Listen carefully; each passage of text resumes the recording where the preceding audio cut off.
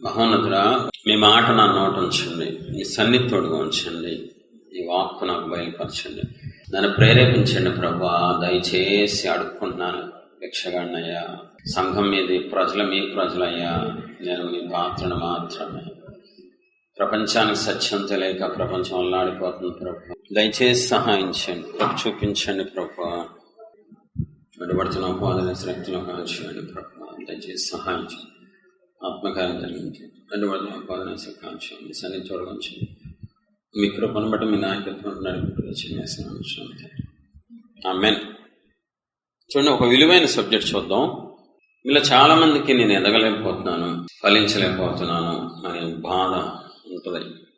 కొంతమందికైనా అయ్యో ఎందుకు నేను ఎదగలేకపోతున్నాను, దేవుళ్ళో రోజు ప్రార్థన చేసుకుంటున్నాను కదా, రోజు సహవాసం చేస్తున్నాను కదా, అయినా ఎందుకు దేవుడి దగ్గర అవ్వలేకపోతున్నా, ఎందుకు ఎదగలేకపోతున్నా, ఎందుకు ఫలించలేకపోతున్నా, ఎందుకు దేవుని కార్యాలు చూడలేకపోతున్నాను, ఎందుకు నేను దేవుడిచ్చే ఫలం అనుభవించలేకపోతున్నా, ప్రతిఫలం నాకు లేదేంటి భక్తిలో అనే ప్రశ్నలు చాలా మంది వేధిస్తూ ఉంటాయండి. అయితే బైబిల్ చెప్తుంది, రక్షింపనేరకు ఉన్నట్లు నా హస్తం కొరచ కాలేదు, విననేరకు ఉన్నట్లు నా చెవులు మందము కాలేదు. మీకును మీ దేవునికి మీ దోషాలు అడ్డొస్తున్నాయి, మీకును మీ దేవునికి మీ దోషాలు అడ్డొస్తున్నాయి కాబట్టి ఆయన ఆలకింపకున్నారు. ఆయన ఆలకించరు, మీ ప్రార్థన వినరు. అడ్డుగా ఏదైనా ఉంటే, దేవుడికి నీకు ఏదైనా అడ్డుంటే, అది ఏదైనా సరే అడ్డుంటే నీ ప్రార్థన వినరు, నీకు సహాయం చెయ్యరు, నీకు కృప చూపించలేరైనా. తన స్వభావానికి విరుద్ధంగా ఆయన ఏది చేయలేరు. దయచేసి అర్థం చేసుకోవాలి. కాబట్టి క్రైస్తవుడు చాలా జాగ్రత్తగా భక్తి చేయాలి. అది సేవకులైనా విశ్వాసులైనా జాగ్రత్త, అంటే క్లారిటీ ఉండాలి. ఎక్కడైనా మనం సరి చేసుకోవాల్సింది ఉందా, ఎక్కడైనా అడ్లున్నాయో దేవునికి మనకి, ఎందుకు ఎదగలేకపోతున్నాం ఆలోచించాలి. ఒక పాయింట్ చెప్తాను దేవుని సేవకుడుగా, దయచేసి శ్రద్ధగా వినండి. ఆదాము ప్రతిరోజు దేవుడితో సహవాసం చేసేవాడు, తన భార్యతో సహవాసం చేసేవాడు. ఆదాము ప్రతిరోజు దేవునితో బంధం కలిగి ఉండేవాడు, తన భార్యతో కూడా బంధం కలిగి ఉండేవాడు. ఆదాము ప్రతిరోజు దేవుణ్ణి సంతోషపెట్టేవాడు, తన భార్యను కూడా సంతోషపెట్టేవాడు. చాలా ప్రాముఖ్యమైన విషయం, అర్థం చేసుకోవాలి. కానీ ఎప్పుడైతే ఆదాము పాపం చేశాడో దేవునితో బంధం కట్టయిపోయింది. అంతేకాదు, తన భార్యతో కూడా బంధం కట్టయిపోయింది. దేవునితో మాత్రమే కాదు, భార్యతో కూడా. అప్పటి వరకు ఏమంటున్నాడు, నా భార్య అన్నాడు, నాది అన్నాడు, సొంతం చేసుకుని మాట్లాడాడు. ఆదాము పాపం చేసిన తర్వాత నీవిచ్చిన స్త్రీ నాది అంటలేదు. అంటే మన పాపం ఎంత ఘోరమైందంటే, ఎంత నీచమైందంటే, మన పాపం ఎంతవరకు దారితీస్తుంటే దేవునితో మనకున్న రిలేషన్ కట్ చేస్తుంది, మనిషితో కూడా మనకున్న రిలేషన్ కట్ చేస్తుంది. దేవునితో మన బంధం కట్ అయిపోద్ది, మనిషితో కూడా మన బంధం కట్ అయిపోద్ది. కాబట్టి సార్ ఆలోచించండి, యేసు ప్రభు వారు సిలువలో, మన రక్షకుడైన యేసు ప్రభు వారు, మన తండ్రి అయిన యేసు ప్రభు వారు సిలువలో ఆయన అడ్డ కొయ్య నిలువ కొయ్య, అంటే క్రాస్, సిలువ, ఒక అడ్డ చక్కని ఒక నిలువుని కలిపి సిలువ అంటారు. ఆ షేప్ గుర్తు చేసుకోవడం ఒకసారి.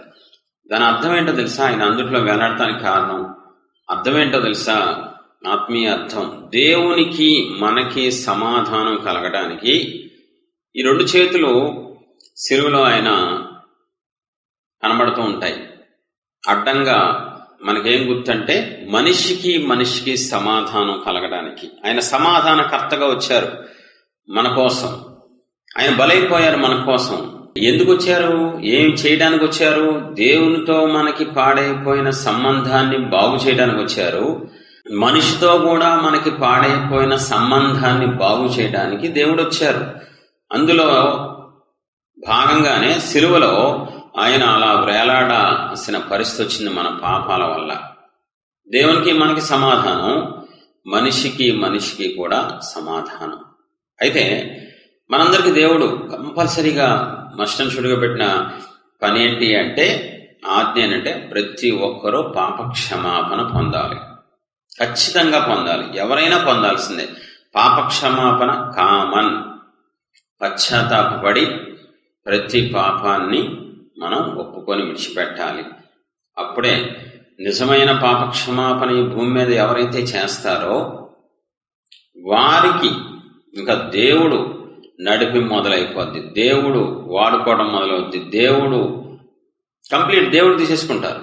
వాళ్ళ జీవితాన్ని, వాళ్ళ విధానం అంతా కంప్లీట్గా దేవుడు కంట్రోల్లోకి వెళ్ళిపోద్దండి. అప్పటి వరకు మన కష్టాలు మనమే పడాలి, మనమే. కానీ మారు మనస్సు పొంది పాప క్షమాపణ పొంది బాప్తిసం పొందండి. అప్పుడు పరిశుద్ధాత్మ అనే వరం మీరు సంపాదించుకుంటారు. అంటే ఏంటంటే పరిశుద్ధాత్మ దేవుడు మనలోకి వచ్చేస్తారు, మనతో ఉంటారు, మనల్ని నడిపిస్తారు, మనల్ని వాడుకుంటారు. భౌతికంగా ఆత్మీయంగా మనకి సలహాలు ఇస్తారు. అద్భుతంగా ఆశ్చర్యంగా మహాదేవుడు నడిపిస్తే ఎలా ఉంటుందండి భూమి మీద జీవితం? అద్భుతంగా ఆశీర్వాదంగా ఉంటుందండి. ఆశీర్వాదం ఇస్తారు, మనల్ని ఆశీర్వాదంగా మార్చేస్తారు మన దేవుడు. సూపర్. అయితే ఎందుకు ప్రపంచవ్యాప్తంగా అందరూ దేవుని చేత నడిపించబడట్లేదు? సరే, దీనికి కారణం ఏంటంటే పునాది సరిగ్గా పడలేదు క్రైస్తవ జీవితంలో. అనేక మందికి పాప క్షమాపణ జరగలేదు కాబట్టే ఆయన కంట్రోల్లో తీసుకోవట్లేదు మనుషుల్ని. అది స్పష్టంగా వాక్యంలో ఉంది. నువ్వు కరెక్ట్ ప్రొసీజర్ జరిగితే, మారు మనస్సు పొంది పాపక్షమాపణ పొంది బాప్తిసం, ఇది క్రమం దేవుడి దృష్టికి నీది కరెక్ట్ క్రమం అయితే కంపల్సరీగా పరిశుద్ధాత్మ దేవుడు నిన్ను నడిపిస్తారు, నిన్ను బలంగా నడిపిస్తారు. నీకు అన్ని చెప్తారు, జరగబోయేది చెప్తారు, తన చిత్తాన్ని బయలుపరుస్తారు, నువ్వు అడిగింది చెప్తారు, నీ కీడు రాకుండా కాపాడతారు, నువ్వు ఓడిపోకుండా కాపాడతారు. మీరు చూసుకోండి, బైబిల్లో పరిశుద్ధాత్మ దేవుడు సహాయం చేసిన సందర్భాలు, నడిపించిన సందర్భాలు అద్భుతంగా ఆశ్చర్యంగా ఉంటాయి. ఈరోజు ఎందుకు క్రైస్తవ్యంలో ఆ అనుభవాలు లేవు? ఎందుకు సేవకులకు లేవు? కొంతమందికి ఉన్నాయి, క్షమించండి, ఎక్కువ మందికి లేవు. సేవకులకి నడిపింపు లేదు, పరిశుద్ధాత్మ దేవుడు నడిపింపు, విశ్వాసులకి చాలా మందికి నడిపింపు లేదు. అంటే కారణం కరెక్ట్ గా పాపక్షమాపణ అవ్వాల, జరగాల్సింది జరగల, దేవుడు క్రమాన్ని పాటించట్లేదు కాబట్టి. ఇందుట్లో ఆ పాపక్షమాపణలో ఒక పాయింట్ ఏంటంటే, ఒక భాగం ఏంటంటే, దేవునితో మనుషులతో మనం సమాధాన పడాలి. మన పాపం వల్ల దేవునికి మాత్రమే గాయం అవ్వాల, మన పాపం వల్ల దేవుడు మాత్రమే దుఃఖపడాల, మన పాపం వల్ల దేవుడు మాత్రమే కన్నీరు కార్చాలా. మనం చేసిన అనేక పాపాల వల్ల దేవుడితో పాటు మనుషులు కూడా ఏడ్చారు, మనుషులు కూడా దుఃఖపడ్డారు, మనుషులు కూడా మనల్ని బట్టి దేవుడికి మొరపెట్టారు, దేవునికి మొరపెట్టారు. దేవుని పిల్లరా, మన జీవితంలో మన పుట్టిన దగ్గర నుంచి ఇప్పటి వరకు మనల్ని బట్టి ఎవరు దేవుడికి మొరపెట్టకూడదు. ఏది? మనం చేసిన పాపం వల్ల, మనం చేసిన మోసం వల్ల, మనం చేసిన ద్రోహం వల్ల, అహంకారం వల్ల, మన గర్వం వల్ల, ప్రభువా దేవుడు నన్ను ఏడిపించింది ప్రభువా అని మనసులో ఎవడైనా మొరపెట్టారా? అయిపోయింది మన బతుకు. చూద్దామా? షాక్ అయిపోతారు. ఒక వచనం చూపిస్తాను. నిన్ను బట్టి నువ్వు తెలిసి చేసినా తెలియక చేసినా ఏ వ్యక్తి అయినా మొరపెట్టు ఉంటే గనక నీకు ఎదుగుదల సంఘం దేవుడు కిందకి వెళ్ళిపోతావు, డౌన్ అయిపోతావు, అంతకంతకు దిగజారిపోతావు నువ్వు. నిర్గమకాండం 22, 23, 24. విధవరాలినైనను బాధ పెట్టకూడదు, వారు నీ చేత ఏ విధముగానైనను అబ్బా, ఏ క్లారిటీ అండి దేవుడు. ఏ విధంగా చేతనైనా తెలుసా తెలియక ఇవన్నీ వద్దు. నీ వల్ల బాధపడ్డారా, నీ పని అయిపోయింది. నాకు మొరపెట్టిన ఎడల నిశ్చయముగా డౌట్ లేకుండా వింటాను. గిచ్చుతాను, గిల్లుతాను, మొట్టికి అట్లా చంపించేస్తా. మీ భార్యలు విధవరాలు రగుదురు, మీ పిల్లలు దిక్కులేని వారగుదురు. ఏ విధంగా చేతనైనా నువ్వు ఇంకొక మనిషిని బాధ పెడతానికి నీకు హక్కు లేదు. నా ఇష్టం ఆయన ఇష్టం, కొడతా ఆయన కూడా కొడతారు. నువ్వు ఏది చేస్తే అది ఖచ్చితంగా దానికి ప్రతిఫలం వచ్చేస్తుంది దేవుడి దగ్గర నుంచి. విధవరాలినైనను దిక్కులేని పిల్లలనైనను బాధ పెట్టకూడదు. వారు నీ చేత ఏ విధంగానైనా బాధ నుండి నాకు మొరపెట్టిన ఎడల నేను నిశ్చయముగా వారి మొరను విందును. నా కోపాగ్ని రగులుకొని మిమ్మును కత్తి చేత చంపించేదను. మీ భార్యలు విధవరాళ్ళు అయిపోతారు, మీ పిల్లలు దిక్కులేని వాళ్ళు అయిపోతారు. ఎవరిచ్చాడు అధికారం మనకి? చిన్నప్పటి నుంచి ఇప్పటిదాకా మన జీవితంలో మనం ఎవరిని బాధ పెట్టకూడదు. మన లైఫ్లో ఎవ్వరు మన వల్ల దేవుడు బాధపడకూడదు, మనిషి బాధపడకూడదు. దేవుణ్ణి దుఃఖ పెట్టకూడదు, మనం మనిషిని దుఃఖ పెట్టకూడదు. ఒకసారి చూద్దాం, ఆదికాండంలోకి వెళ్ళిపోదాం. చనిపోయిన వ్యక్తి మొర పెడితేనే దేవుడు ఊరుకోకుండా దిగిపోతే పరలోకం నుంచి, బతుకున్నోడు మొర పెడితే ఊరుకుంటారా? ఆదికాండం 4:10. అప్పుడు ఆయన నీ పని ఏంటి? ఏం చేసావు నువ్వు? నీ తమ్ముని రక్తం యొక్క స్వరము. ఏమన్నా చచ్చిపోయాడా, బతుకున్నాడా? చచ్చిపోయాడు. దేవుడు అడుగుతున్న ప్రశ్న, నీవు చేసిన పని ఏమిటి? నువ్వు చేసిన పని ఏంటి? నీ తమ్ముని రక్తం యొక్క స్వరము నేలలో నుండి నాకు మొరపెట్టుచున్నది. ఊరుకున్నారా? దేవుడు వదిలేశారా? సృష్టికర్త వచ్చేసారు, ఎంటర్ అయిపోయారు.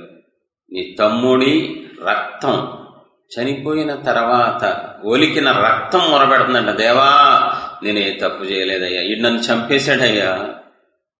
నిన్ను బట్టి ఎంతమంది మొరపెడుతున్నారో నాకు తెలియదు. నీ జీవితకాలంలో నువ్వు అప్పుడు అన్యుడువా, నువ్వు క్రైస్తవుడు, అవన్నీ వద్దు. నువ్వు ఎవరినైనా బాధ పెడితే, మోసం చేస్తే, నీ వల్ల ఎవరైనా కన్నీరు కారిస్తే, నీ వల్ల ఎవరైనా నష్టపోతే, అది తెలిసైనా తెలియకైనా ఏదైనా సరే, ఏ విధముగా చేతనైనా నీ జీవిత కాలంలో పుట్టిన క్షణం నుంచి, నేను బాప్తిసం పొందిన లెక్క చూస్తాను, అవన్నీ కరెక్ట్ కాదు. పుట్టిన దగ్గర నుంచి ఇప్పటి వరకు చూస్తారు. ఎవరైనా నిన్ను బట్టి మొర పెట్టారేమో, వెళ్ళిపోయింది, పరలోకానికి వెళ్ళిపోయింది. ఆయన ఏం చేశారు? సీరియస్ గా తీసుకున్నారు. ఏం చేస్తున్నారు? మత్తయి సువార్త ఫాస్ట్గా, నువ్వు త్వరగా వెళ్ళి సమాధాన పడాలి. నువ్వు త్వరగా ఫాస్ట్గా. ఎందుకు తెలుసా? నేను ఊరుకునే దేవుణ్ణి కాదు. నువ్వు క్షమాపణ అడగకపోతే, పశ్చాత్తాపడకపోతే, నువ్వు కన్నీళ్లతో క్షమాపణ వెళ్ళి వేడుకోకపోతే, 5:24 నీ ప్రతివాదితో నీవును త్రోవలో ఉండగానే త్వరగా వానితో సమాధాన పడము. లేని ఎడల ఒకవేళ నీ ప్రతివాది నిన్ను న్యాయాధిపతికి అప్పగించును, న్యాయాధిపతి నిన్ను బంట్రోతుకు అప్పగించును, అంతటి నీవు చెరసాలలో వేయబడదు. కడపటి కాసు చెల్లించే వరకు అక్కడ నుండి నువ్వు వెలుపలికి రాలేవని, అస్సలు రాలేవని నీతో నిశ్చయంగా చెప్పుచున్నా. స్పష్టం, ఇక్కడ స్పష్టం. దేవుడు స్పష్టంగా, ఎవరైతే దేవుని సహాయంతో దేవుని దగ్గరికి వెళ్ళి, ప్రభు నా జీవిత కాలంలో ఎవరిని బాధ పెట్టాను, ఏ మనిషిని దుఃఖ పెట్టాను, ఎంత బాధ పెట్టాను, ఎంత మోసం చేశానని అడిగి తెలుసుకొని విచారించి దేవుడి దగ్గరికి వెళ్ళి, వాళ్ళ దగ్గరికి వెళ్ళి దేవుని సహాయంతో పశ్చాత్తాపడతారో వాళ్ళు మాత్రమే ఆత్మీయ జీవితంలో ఎదుగుతారు, ఫలిస్తారు, అభివృద్ధి, ఆశీర్వాదం చూస్తారు. మిగిలిన వాళ్ళందరూ ఖచ్చితంగా దేవుని కోపాగ్నిలోనే ఉంటారండి అని ఇందాక చెప్పారు. మనం చదివాం పాత నిబంధనలో. ఏ విధంగా చేతనైనా నువ్వు ఎవరినైనా బాధ పెడితే, ఆ బాధ నాకు న్యాయం అనిపిస్తే, న్యాయాధిపతి అయిన దేవుడు ఊరుకోరు. అప్పుడు నాకు చిన్నప్పుడు అండి ఊరుకోరు. అప్పుడు నాకు నీ దేవుళ్ళు లేనండి ఊరుకోరు. అప్పుడు నాకు పాస్టర్ గారు లేరు ఊరుకోరు. చేసావా లేదా, అయిపోయింది, అంతే, అయిపోయింది. కాబట్టి ఇది చాలా సీరియస్ గా తీసుకోవాలి, చాలా సీరియస్ గా తీసుకోవాలి. లేకపోతే మనకే నష్టం, మన ఆత్మీయ జీవితానికి నష్టం, తద్వారా భౌతిక జీవితానికి నష్టం, మన కుటుంబాలకు నష్టం, అన్నిటికీ నష్టం. ఆయన ఊరుకునే దేవుడు కాదు, వదిలేసే దేవుడు కాదు. కొలస్సీ రాసిన పత్రిక 1:13 చూద్దాం. ఆయన మనలను అంధకార సంబంధమైన అధికారంలో నుండి విడుదల చేసి తాను ప్రేమించిన తన కుమారుని యొక్క రాజ్య నివాసులుగా చేశారు. చూడండి, ఇక్కడ చాలా జాగ్రత్తగా, విడుదల అందరికీ కాదండి, చాలా జాగ్రత్తగా అర్థం చేసుకోవాలి. అంధకార సంబంధమైన అధికారములో నుండి విడుదల జరగాలి అంటే, ఒక వ్యక్తి విడుదల పొందాలి అంటే దేవుడిని బాధ పెట్టిన అన్నీ ఒప్పుకోవాలి, పశ్చాత్తాపడాలి. కొంతకాలం మనుషుల్ని ఎంతమందిని బాధ పెట్టామో అందరినీ ఖచ్చితంగా వాళ్ళ దగ్గరికి వెళ్ళి కూడా పశ్చాత్తాపడాలి. వాళ్ళ దగ్గరికి వెళ్ళి కూడా దేవుడు అంగీకరించేలాగా, ఆ మనిషి నిన్ను మనస్ఫూర్తిగా హృదయలోతుల్లోంచి క్షమించాను, సరే చాలు అనేదాకా ఏడుస్తూనే ఉండాలి. కాళ్ళు పట్టుకోవాల్సిందే, తప్పదు. ఎవరు ఏడిపించమన్నారు? ఎందుకు ఏడిపించావు నువ్వు? ఇష్టం వచ్చిన నీకు బలం ఉంది కదా, నోరు ఉంది కదా అని గాయం చేసేస్తే దేవుడు ఊరుకుంటారేంటి? వాళ్ళు ఊరుకోరు, మౌనంగా ఉన్నారు, లోపల మొరపెట్టేస్తూ ఉంటారు హృదయంలోంచి, ప్రభువా దేవా. అన్యులు కూడా మొరపెడతారు తెలుసా, అన్యుల మొర కూడా దేవుడు ఆలకిస్తారు. ఆయన సర్వలోక న్యాయాధిపతి అండి, మొత్తం భూమి అంతా అయిందే, న్యాయం తీర్చే దేవుడే ఉన్నారు మన దేవుడు. అన్యులు మొరపెట్టినా ఖచ్చితంగా, అన్యులు ఒకవేళ పాస్టర్ గారి గురించి మొరపెట్టారనుకో, పాస్టర్ మోసం చేశాడు అన్యుడిని, ఖచ్చితంగా పాస్టర్ గారిని చిత్తపడేస్తారు దేవుడు.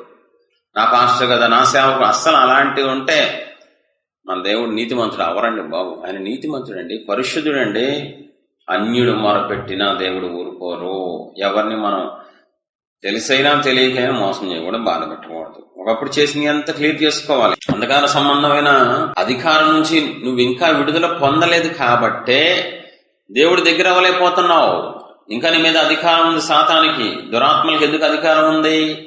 ఇందాక మత్తయి సువార్తలో మనం చదివిన దాని ప్రకారం సాతాను దురాత్మకు అప్పచెప్తే దురాత్మ బంధించేస్తాయి. నువ్వు ఎప్పుడో పశ్చాత్తాపడి ఫస్ట్ దేవుడి దగ్గరికి వెళ్ళాలి. చూడండి, ఇక్కడ చాలా కన్ఫ్యూజ్ అవుతారు చాలా మంది క్రైస్తవ్యం ప్రపంచవ్యాప్తంగా.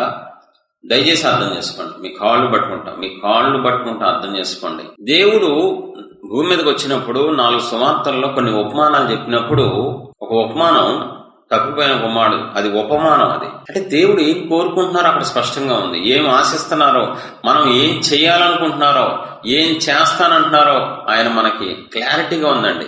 నాకు భలే ఇష్టం అండి ఉపమానాలు. దేవుడు చెప్పిన ఉపమానాలు అంటే భలే ఇష్టం. అంటే అక్కడ ఆయన హృదయం కనబడుద్ది. పరిసయుడు సుంకరి ప్రార్థనలో ఆయన ఎలాగా ఉండాలనుకుంటున్నారు, తన పిల్లలు ఎలా తగ్గించుకోవాలనుకుంటున్నారో చూపించారు. నాకు చాలా ఇష్టం, ప్రీతి. ఉపమానాలంటే భలే ఇష్టం. యేసయ్య చెప్పిన ఉపమానాలంటే ప్రాణం, నాకు ప్రీతి అండి, పిచ్చండి. ఎందుకంటే అక్కడ ఆయన హార్ట్ కనబడిపోద్ది. అక్కడ ఆయన యొక్క ఆలోచన విధానం, తన పిల్లలు ఎలా ఉండాలి, తన సేవకులు ఎలా ఉండాలి అని క్లారిటీగా రాయించారండి. భలే రాయించారు నా దేవుడు. దేవునికి మహిమ గాక. మనం గనక తప్పిపోయిన కుమారుడు ఉపమానాన్ని పరిశీలిస్తే అది ఉపమానం, దేవుడు చెప్పారు. అందుట్లో ఏముందో పోసగుచ్చినట్టు జాగ్రత్తగా మనం పట్టుకోగలిగితే దేవుడు హృదయాన్ని గెలుచుకోవచ్చు. అక్కడ తండ్రిని మోసం చేశాడు, తండ్రి దగ్గర డబ్బు తీసుకున్నాడు, దూరంగా వెళ్ళిపోయాడు. కానీ ఒప్పుకునేటప్పుడు ఏం చేస్తున్నాడు? ఫస్ట్ ఎక్కడ మొదలు పెట్టాడు? చూడండి, ఇక్కడ చాలా నేర్చుకోవచ్చు ఈ ఉపమానంలో. ఇక్కడ దేవుణ్ణి దూషించినట్లు గాని, దేవుని యొక్క సేవకులు దూషించినట్టు గాని ఇక్కడ ఏమీ లేదండి. ఇక్కడ అసలు దేవునికి సంబంధించి ఏమీ కనబడకల్లా. యవనస్తుడు డబ్బు తీసుకెళ్లిపోయాడు, సినిమాలు సీరియల్ చూశాడు, పాపం చేశాడు, డబ్బు వేస్ట్ చేశాడు, తాగాడు, ఇవే కనబడతాయి తప్ప దేవుని దూషించినట్లు గాని ఇంకా దేవునికి సంబంధించిన ఏ పాపం కనబడతల్లా. ఇదంతా తండ్రిని మోసం చేసినట్లు, తండ్రికి విరుద్ధంగా చేసినట్లు, తండ్రి పరువు తీసినట్లు ఇది కనబడుతుంది. కానీ ఇక్కడ దేవుడు ఏం రాయించారు తెలుసా? నేను లేచిన తండ్రి వద్దకు వెళ్ళి తండ్రి, నేను పరలోకమునకు విరోధముగాను నీ ఎదుటను పాపం చేసి తిని. ఫస్ట్ ఏం ఆడుతున్నాడు? పరలోకానికి విరోధంగా. అంటే దేవుడు ఏం కోరుకుంటున్నారంటే, నా పిల్లలారా మీరు ఏ పాపం చేసినా ఫస్ట్ నన్ను బాధ పెట్టినట్టు, నన్ను దుఃఖ పెట్టినట్లు. నువ్వు ఇంట్లో వాళ్ళని కొట్టావా? ఫస్ట్ నన్ను బాధ పెట్టినట్టు. నా ఆజ్ఞను అతిక్రమించావు, నువ్వు నన్ను కాదని కొట్టావు, ఇంట్లో వాళ్ళని నువ్వు ఎవరైనా మోసం చేసావా, బయట వాళ్ళని నన్ను బాధ పెట్టావు నువ్వు. అదే స్పష్టంగా పరలోకానికి విరోధముగా రెండు చెప్పేసి రెండు ఒప్పుకుంటున్నాడు స్పష్టంగా. ఒప్పుకోమంటారు దేవుడు. రెండు అంటే పరలోకానికి ఫస్ట్ దేవుడి దగ్గరికి వెళ్ళాలి. ప్రభువా మా అమ్మను బాధ పెట్టానయ్యా, జన్మనిచ్చిన తల్లి, మీరు అన్నారు తల్లిని ప్రేమించమన్నారు, తల్లిని గౌరవించమన్నారు, సన్మానించమన్నారు, కానీ తల్లి నేర్పించాను, తండ్రి నేర్పించాను, మోసం చేశాను తల్లిదండ్రుల్ని అని ఫస్ట్ దేవుడి దగ్గరికి వెళ్ళాలి, పశ్చాత్తాపడాలి. అప్పుడు మనసు కఠినత్వం పోయి తల్లిదండ్రులకి వెళ్ళి క్షమాపణ చెప్పాలి. ఇది ప్రాసెస్. జక్కయ్య ఫస్ట్ ఎక్కడ అడుగుతున్నాడు క్షమాపణ? దేవుడి దగ్గర. లంచం తీసుకుని దేవుడి దగ్గర మోసం చేసిన దేవుడినా? కాదు. కానీ దేవుడి దగ్గర అయ్యా నేను అన్యాయస్తుణ్ణి, నేను అన్యాయంగా డబ్బు తీసుకున్నా, లంచాలు తీసుకున్నా, బెదిరించాను. లోక 19:8 జక్కయ్య నిలవబడి ఇదిగో ప్రభువా, నా ఆస్తిలో సగము పేదలకు ఇచ్చుచున్నాను. నేను ఎవరి యొద్దనైనను అన్యాయంగా దేనినైనా తీసుకునే ఎడల అతనికి 4 గంతులు మరలా చెల్లింతునని ఫస్ట్ దేవుడి దగ్గర ఒప్పుకున్నాడు. తర్వాత జక్కయ్య మనుషుల దగ్గరికి వెళ్ళి ఒప్పుకున్నాడు. అది క్రమం. అది ఖచ్చితంగా ప్రతి క్రైస్తవుడు చేయాల్సిన క్రమం. ఫస్ట్ దేవుడి దగ్గరికి వెళ్ళాలి. అయ్యా దేవుడికి సంబంధించినవి దేవుడి దగ్గర ఒప్పుకోవాలి, మనుషులకు సంబంధించినవి కూడా దేవుడి దగ్గర ఒప్పుకోవాలి ఖచ్చితంగా. అది క్రమం. డైరెక్ట్గా వెళ్ళి మనుషుల దగ్గరకు ఒప్పుకోకూడదు, అది అక్రమం అవుద్ది. అక్రమం చేయవల్ల నా ఎదురు నుంచి పోండి. ఇంకా మనం చూస్తే ఒకసారి 51వ కీర్తన చూడండి. దావీదు బెత్షెబాతో వ్యభిచారం చేశాడు, ఊరియాని చంపించాడు. పెద్దవి కనబడుతున్నాయి, అందరికి తెలుసు ప్రపంచానికి. కానీ ఏం చేస్తున్నాడు, ఎలా ఒప్పుకున్నాడు చూద్దాం. కీర్తన 51:4 మీకు కేవలం మీకే విరోధంగా నేను పాపం చేసి ఉన్నాను. ఎంత క్లారిటీగా దేవుడు రాయించారని మన కోసం. బెత్షెబా దగ్గరికి వెళ్ళాడా?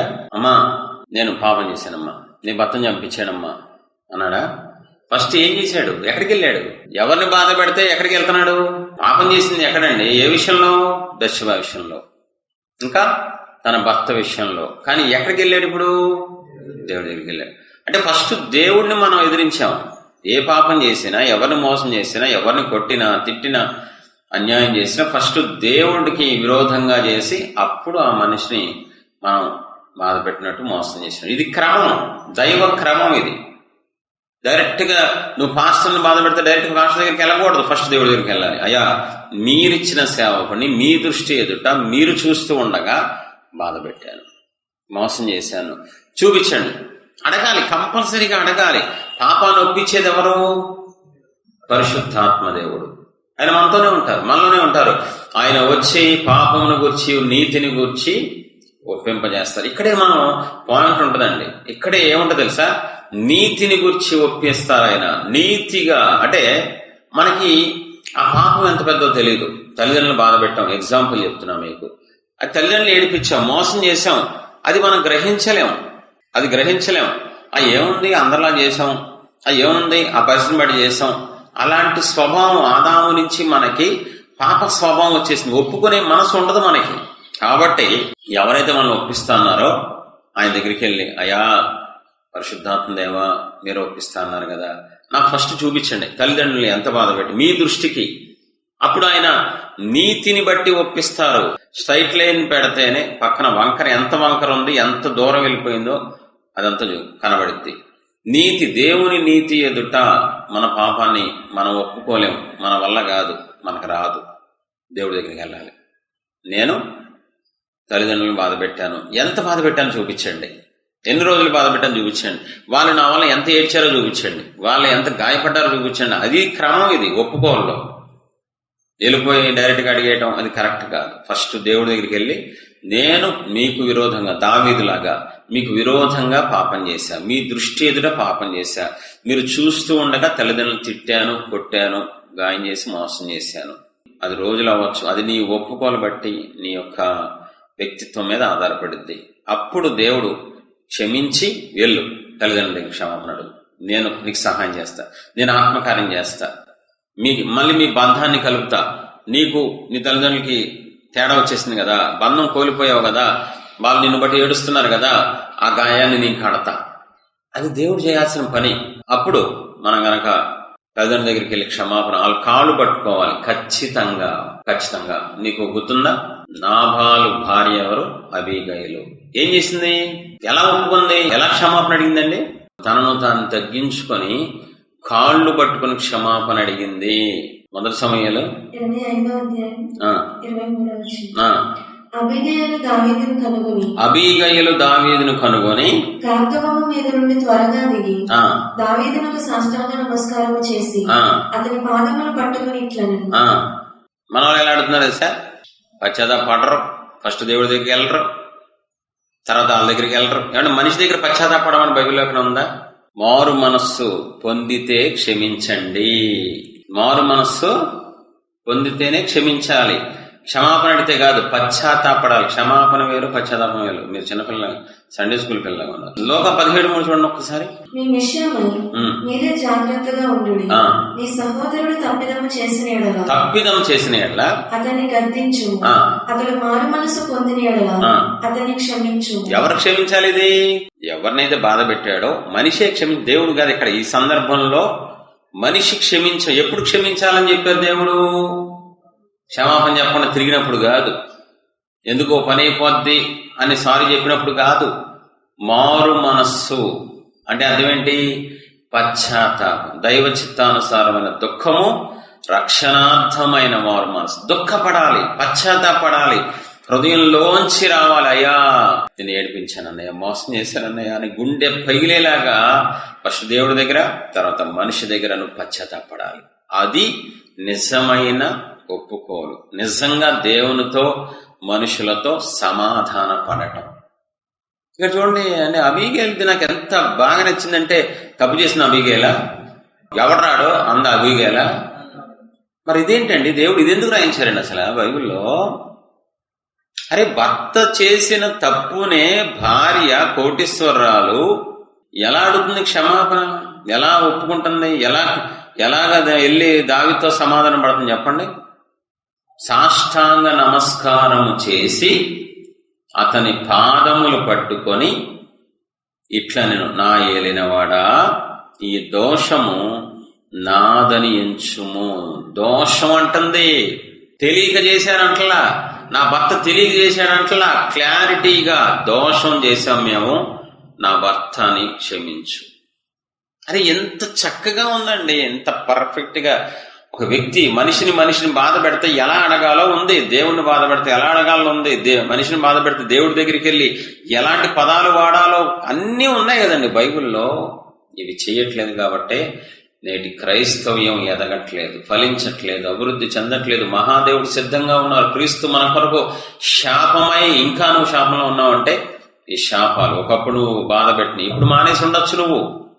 ఇప్పుడు ఒకవేళ కొంచెం కానీ ఒకప్పుడు పరిస్థితి, ఒకప్పుడు మరి పాపక్షమాపణ అంటే అయ్యే కదండి, గతాన్ని బాగు చేసుకోవటమే, గతాన్ని సరి చేసుకోవటమే.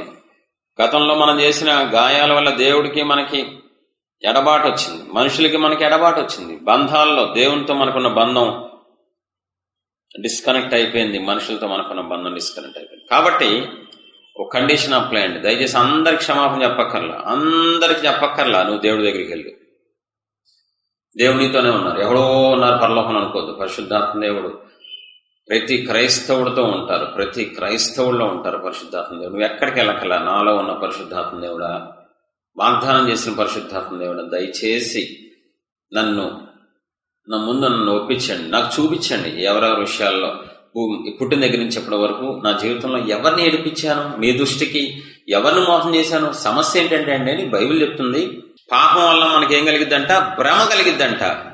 బాధ పెట్టలేదేమో తల్లిదండ్రుల్ని, భ్రమ వచ్చేస్తంట. పాపము వలన కలుగు భ్రమ చేత అని కొత్త నిబంధనలో స్పష్టంగా ఉందండి. హెబ్రీ 3:15. చాలు చూడండి, ఇక్కడ పాపం వల్ల కలుగు భ్రమ చేత. దావీదంతటోడే భ్రమలోకి వెళ్ళిపోయాడు. దావీదు అభిషిక్తుడు, దావీదు దేవునికి ఇష్టమైన వ్యక్తి. నాతాను వెళ్ళి క్లూ ఇస్తున్నాడు, ఒకడున్నాడు వాడు ఇలా మోసం చేశాడు, అవునా, ఎవడాడు చంపేస్తాను. అదేంటండి, దావీదు పాపం గుర్తురాదా? ఎవడు 3 సంవత్సరాల కిందట ఎవడన్నా మనం 1,00,000 రూపాయలు ఎగ్గొడితే గుర్తుండదా మన మనసులో? 5 ఏళ్ల కిందట ఒకటి అన్యాయంగా రోడ్డు మీద పేట్ మన కొడితే రక్తం వస్తే గుర్తుండదా మనకి? కానీ ఇక్కడ దావీదు అస్సలు గుర్తించట్లేదండి. దావీదు అసలు పట్టించుకోవట్లా. ఎవడండి వాడు వేసేద్దాం అంటే నువ్వే మర్చిపోయావా? భ్రమలోకి వెళ్ళిపోతాం మనం. అక్కడ డైరెక్ట్ గా ఒక దైవజనుడు వచ్చి ఖండిస్తున్నా, అయ్యో దైవజనుడు నాకు అర్థమైపోయింది, మీరు సగం చెప్పేటప్పటికి నాకు అర్థమైపోయింది అనాలి. మొత్తం చెప్పేసిన తర్వాత కూడా ఎవడాడు ఎక్కడున్నాడు తీసురా వేసేస్తానంటున్నాడు అంటే ఏమర్థమవుతుంది? భ్రమ. దావీదంతటోడే, సౌలంతటోడే భ్రమలోకి వెళ్ళిపోతే పాపం వల్ల మనమెంత మన బతికెంతండి మనకి తెలీదు. మనం దేవుడి దగ్గరికి వెళ్ళాలి. పాపక్షమాపణ నాకు అవ్వలేదు ప్రభువా, నాకు అర్థమవుతుంది, మీ నడిపింపు నాకు లేదు, నాకు పాపక్షమాపణ కావాలి ప్రభువా, నేను మీతో సమాధాన పడతా, మనుషులతో సమాధాన పడతా, నాకు సహాయం చేయండి ప్రభువా అని అడిగితే ఆయన వచ్చిందే పాపాన్ని ఒప్పిస్తానికి. ఆయన విషయాల్లో ఒప్పిస్తారు, మనుషుల విషయాల్లో ఒప్పిస్తారు. దయచేసి ఈ విషయాన్ని శ్రద్ధగా సీరియస్ గా తీసుకోండి. నేను కొన్ని సంవత్సరాలుగా సేవ చేస్తున్నాను. నేను చాలా మంది సేవకులు కౌన్సిలింగ్ ఇస్తున్నాను. చాలా మంది విశ్వాసులకు, అవుట్ సైడ్ మెంబర్లకి. వాళ్ళు చెప్పే మాట ఇదే, నేను ఎవరికి క్షమాపణ చెప్పలేదే, క్షమాపణ ఎందుకు అంటున్నారండి. ఈ సబ్జెక్టు పాపక్షమాపణ అంటే దేవునితో సమాధాన పడాలి, మనుషులతో సమాధాన పడాలి. లేదా నువ్వు అంధకార సంబంధమైన అధికారంలోనే ఇంకా ఉన్నట్లు, నువ్వు కనుక ఇంకా పూర్తిగా క్షమాపణ అందరినీ దేవుడి దృష్టిగా, అందరూ అంటే ప్రతి చిన్న చిన్న చెప్పక్కర్లా, దేవుడి దృష్టికి ఏదైతే ఉందో, ఎవరైతే నీ విషయంలో మొరపెట్టారో, దేవుడు ఆ మొర అంగీకరించారో, తద్వారా నీకు శాపాన్ని, దురాత్మని పంపించారో, ఆ విషయాల్లో, ఆ వ్యక్తుల విషయాల్లో ఖచ్చితంగా నువ్వు సీరియస్ గా తీసుకోవాలి, కంపల్సరీగా తీసుకోవాలి. దాంట్లో డౌట్ లేదు, నష్టమే లేదు. చెప్పడం నా బాధ్యత. దైవజనుడిగా దేవుడి ప్రేరేపణతో ఈ సబ్జెక్ట్ చెప్తున్నాను. వాక్యం ఏమి ముందు పెట్టాను.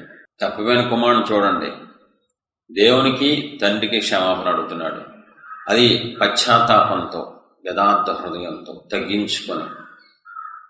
జక్కయ్యని చూడండి, దేవుడి దగ్గర క్షమాపణ అడుగుతున్నాడు, వెళ్ళి మనుషుల దగ్గర కూడా క్షమాపణ అడుగుతున్నాడు.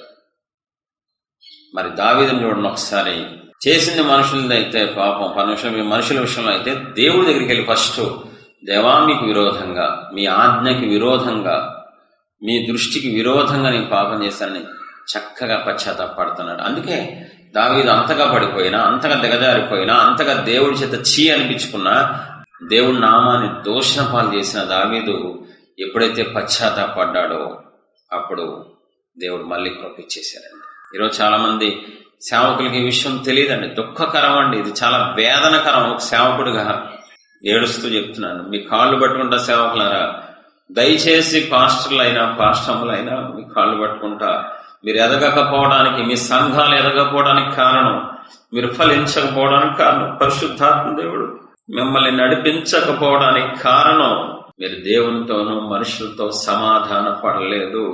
నా దేవుడు చూపిస్తున్నారు. ఫస్ట్ దేవుడితో సమాధాన పడలా, మనుషులతో సమాధాన పడలేదు. మీరు పడేదాకా ఆయన ఏం చేయలేరు. ఆయన మీలోకి రారు, మిమ్మల్ని నడిపించరు. అందుకే మీకు అపజయం. అందుకే సాతాను మిమ్మల్ని వాడుకుంటున్నాడు సేవలో. అందుకే సంఘంలో సాతాను చెలరైపోతున్నాడు. సేవకులారా అడుక్కుంటున్నాను, నేను చేసి చెప్తున్నాను. మీ సహోదరుడుగా, మీ తోటి సేవకుడుగా నేను చేశాను. సేవకు ముందు, నా దేవుడు నన్ను సేవకు పిలుచుకోక ముందు కొన్ని నెలల్లో సేవ స్టార్ట్ చేస్తారు, నాతో చేపిస్తారు. నాకు ముందే నా దేవుడు స్పష్టంగా చెప్పారు, వెళ్ళు, నేను చూపిస్తా ఎవరెవరు క్షమాపణ అడగాలో. నన్ను దేవుడు ప్రేరేపించి స్పష్టంగా వెళ్ళి 10 మందికి కన్నీళ్లతో క్షమాపణ చెప్పించారండి. నేను చేసి చెప్తున్నాను. సేవకులారా, విశ్వాసులారా, దయచేసి నేను అప్పుడు విశ్వాసని, నాకు బాగా గుర్తుంది, చాలా బాగా గుర్తుంది. 10 సంవత్సరాలకు ముందు జరిగిన సంఘటన. నేను విశ్వాసని మా పాస్టర్ గారికి విరుద్ధంగా మాట్లాడాను. నా ఆత్మీయ తల్లిదండ్రులకు విరుద్ధంగా మాట్లాడిన మాటలు నా దేవుడు గుర్తు చేసి, వెళ్ళు, క్షమాపణ అడుగు, నిజంగా అడుగు, పశ్చాత్తాపంతో అడుగు, కన్నీళ్లతో అడగమన్నారు. వెంటనే దేవుడి ప్రేరేపణకి నేను లోబడి మా పాస్టర్ గారు ఎదుట మోకాలు వేసి తలదించుకొని కన్నీళ్లతో మా పాస్టర్ గారిని క్షమాపణ అడిగాను. ఆత్మీయులకు క్షమాపణ అడిగాను. వాళ్ళు మంచి మనసుతో, గొప్ప మనసుతో క్షమించారు. కాబట్టే దేవుని కోపం ఆ విషయంలో నా మీద చల్లారిపోయింది. అంధకార సంబంధమైన అధికారం నుంచి నేను విడుదల పొందాను. ఆ తర్వాత నాకు జన్మనిచ్చిన తల్లిని బాధ పెట్టాను, అడిగాను. చుట్టాలలో కొంతమందిని అడిగాను. మా జాబ్ చేసేవాడినప్పుడు కొలీగ్స్ ని కొంతమంది అడిగాను. మొత్తం ఓవరాల్ గా 10 మందికి మనస్ఫూర్తి, యథార్థ హృదయంతో నన్ను తగ్గించుకొని పశ్చాత్తాపడతానికి దేవుడు నాకు కృప చూపించారు. ఫస్ట్ దేవుడి దగ్గర పశ్చాత్తాపడ్డాను, తర్వాత మనుషుల దగ్గర పశ్చాత్తాపడ్డాను. క్రమం చేశాను. కాబట్టి ఈరోజు తక్కువ సమయంలో నన్ను దేవుడు బహుబలంగా వాడుకుంటున్నారు. ధైర్యం, అభిషేకం నాకు ఇచ్చారు. దయచేసి దేవుని చేత పిలువబడిన సేవకులారా, దయచేసి ఒకవేళ మీరు ఇంకా దేవుడితో సమాధాన పడకపోతే, మనుషులతో సమాధాన పడకపోతే, దయచేసి తప్పుడు బోధలో ఉంటే బయటికి రండి. ఆటోమేటిక్ గా పాప క్షమాపణ అవ్వదు. ఖచ్చితంగా దేవుడితో సమాధాన పడాలి, మనుషులతో సమాధాన పడాలి. పుట్టిన దగ్గర నుంచి ఇప్పటివరకు నీ జీవితంలో ఎవరు నిన్ను బట్టి మొరపెట్టినా, ఒక్కరు నువ్వు అందరి క్షమాపణ చెప్పి ఒక్కళ్ళ క్షమాపణ ఆపేసినా నీకు ఆత్మ నడిపింపు ఆగిపోద్ది, అసలు ఉండదు నడిపింపు, గ్యారంటీ చెప్తున్న దేవుని ఆత్మ కలిగి. దయచేసి ప్రతి ఒక్కరు ఈ విషయంలో ఫాస్ట్ గా రియాక్ట్ అవ్వాలి. త్వరగా దేవుడి దగ్గరికి వెళ్ళండి, పశ్చాత్తాపడండి. అయ్యా అని గుండెలు బాదుకోండి, దైవా నేను ఎదగలేకపోతున్నా, నా సంఘం ఎదగట్లేదు, నేను ఫలించలేకపోతున్నా, నాకు ఆత్మ నడిపింపు లేదు. ఎందుకు ప్రభా? ఈ రోజు నాకు క్లారిటీ వచ్చింది ఈ వాక్యం ద్వారా. ఫస్ట్ దేవుడి దగ్గర, ప్రభా నాకు చూపించండి, నాకేం తెలియదు ప్రభా, నిన్ను నువ్వు తగ్గించుకొని వేడుకో, కాళ్ళు పట్టుకో, తండ్రి కాళ్ళు పట్టుకో, బతిమలాడుకో. దేవుడు ఒక్కొక్కరిని చూపిస్తూ ఉంటారు. చూపిస్తానని దేవుడు నాకు వాగ్దానం చేస్తున్నారు, చెప్తున్నారు. నువ్వు అడుగు, నిజంగా అడుగు, తలదించుకొని మోకాళ్ళు వేసి, అయ్యా నడిపింపు లేదు తండ్రి, దేవా నాకు నడిపింపు లేదు, పరిశుద్ధాత్మదేవా మీ నడిపింపు నాకు లేదని ఒప్పుకో. ఎదగలేకపోతున్నాను, సంఘాన్ని నడిపించలేకపోతున్నాను, విశ్వాసులారా ఒప్పుకోండి, అన్నదమ్ములారా అక్క చెల్లెలారా అడుక్కుంటున్నారు, నేను మీలో ఎదగలేకపోతున్నాను ప్రభా, నేను ఇంకా శాపగ్రస్తమైన జీవితంలోనే, అపజయంలోనే, ఓటంలోనే ఉన్నాను తండ్రి, నాకు చూపించండి అయ్యా. దయచేసి మీ కాళ్ళు పట్టుకుంటానండి. ఇది లేట్ చెయ్యొద్దండి, ఇది అవసరం, అత్యవసరం. ఫాస్ట్ గా మీరు చెయ్యాల్సిన క్రమం ఇది, దేవుడు పెట్టిన క్రమం అండి. ఎందుకంటే ఆ ఉపమానం చెప్పాలి దేవుడు, ఎందుకు ఆ టాపిక్కే తేవాలి? పరలోకానికి విరోధంగా, తండ్రి నీకు విరోధంగా నేను పాపం చేశానని చక్కటి ఉపమానం, క్లారిటీగా ఎవరెవరి దగ్గర క్షమాపణ అడగాలి, ఎంత తగ్గించుకోవాలి, ఎంతగా పశ్చాత్తాపడితే నేను మీ కుమారుడుగా ఉండటానికి లేదు, ఎంతగా మారాడండి మనసు. అతనికి బుద్ధి వచ్చినప్పుడు మనకు బుద్ధి రావాలి. ఎందుకు సిలువలో ఆయన రక్తం కార్చాల్సి వచ్చింది? మనం దేవుడిని మోసం చేసాం, మనుషులను మోసం చేసాం, దేవుడిని గాయం చేసాం, మనుషులను గాయం చేసాం, దేవుడిని దొక్కబెట్టాం, మనుషులను దొక్కబెట్టాం. ఏమండి, చాలా మందితో నేను మాట్లాడినప్పుడు, కౌన్సిలింగ్ ఇచ్చినప్పుడు ఏమంటారు అసలు నేను తల్లిదండ్రులను బాధ పెట్టలేదు అంటారు. అసాధ్యం. అంటే యేసు ప్రభు వారు తప్ప ఎవరు తల్లిదండ్రులు బాధ, అది ఏదో కోణంలో బాధ పెట్టకుండా ఉండలేము. మన పాప స్వభావం ఉండనివ్వదండి. ఆదాము నుంచి రోమిలకు రాసిన పత్రికలో ఏముంటది? అందరూ పాపం చేసి దేవుడిని గురించే మహిమను కోల్పోయాము. కాబట్టి అందరూ ఖచ్చితంగా దేవుణ్ణి, మనుషుల్ని బాధ పెట్టకుండా ఏ మనిషి ఉండలేడు, అసాధ్యం. ఎందుకంటే వాళ్ళ పాప స్వభావం ఉంది కాబట్టి గుర్తించాలంటే దేవుడి దగ్గరికి వెళ్ళండి, పశ్చాత్తాపడండి, ఫస్ట్ దేవుడిని వేడుకోండి. నాకు రాదు, నాకు తెలియదు ప్రభు అని అడగండి. ఖచ్చితంగా తల్లిదండ్రులు బాధ పెట్టి, ఏదో కోణంలో ఏదో ఒక్కసారైనా బాధ పెట్టకుండా ఉంటామండి. తిరుగుబాటు చేయకుండా, మోసం చేయకుండా, యవ్వన వయసులో అవ్వచ్చు, ఇంకా దానికన్నా ముందు వయసులో అవ్వచ్చు. కాబట్టి భ్రమలో ఉండద్దు, బయటికి రండి. యేసు నామములో మీరు భ్రమ నుంచి బయటకు వచ్చిన గాక. ఈ వాక్యం వింటూ ఉండగానే దేవుడు మీకు పశ్చాత్తాపం ఇచ్చిన గాక. త్వరగా మీరు ఈ పని చేయగలిగితే, త్వరగా మీరు గనక దేవుడితో సమాధానం పడి, మనుషులతో సమాధానం పడగలిగితే అంచెలంచెలుగా మిమ్మల్ని అభివృద్ధి చేస్తాను. దేవుడు వాగ్దానం చేస్తున్నారు, మిమ్మల్ని ఆశీర్వదిస్తానంటున్నారు. సిద్ధంగా ఉన్నాను. తప్పైన కుమారుడు దాంట్లో స్పష్టంగా తండ్రి సిద్ధంగా ఉన్నాడు. ఎప్పుడు వస్తాడని ఎదురు చూస్తున్నాడు. అందుకే పరిగెత్తుకుంటూ వెళ్ళి గబగబా ముద్దు పెట్టుకొని, గబగబా వస్త్రాలు, గబగబా ఉంగరం, అధికారం అన్ని ఇచ్చేశారండి తండ్రి. నువ్వు పుట్టక ముందే సిలువలో ఆయన మరణించేశారండి. కొంతకాలం కిందట మనం పుడతామని తెలుసు, పాపం చేస్తామని తెలుసు, దేవుడిని, మనుషులను దుఃఖ పెడతామని తెలుసు. కాబట్టి దయచేసి ఒకవేళ వినే సేవకులారా, మీరు ఒప్పేసుకుంటే ఓకే, ఒకవేళ ఒప్పుకోకపోతే, ఇంకా దేవుడితో, మనుషులతో సమాధానం పడకపోతే దయచేసి పడమని, సమాధాన పడి దేవుడిచ్చే కృపను, అభివృద్ధిని, ఆశీర్వాదాన్ని అనుభవించాల్సిందిగా కోరుకుంటున్నాను. Thank you so much. God bless you all.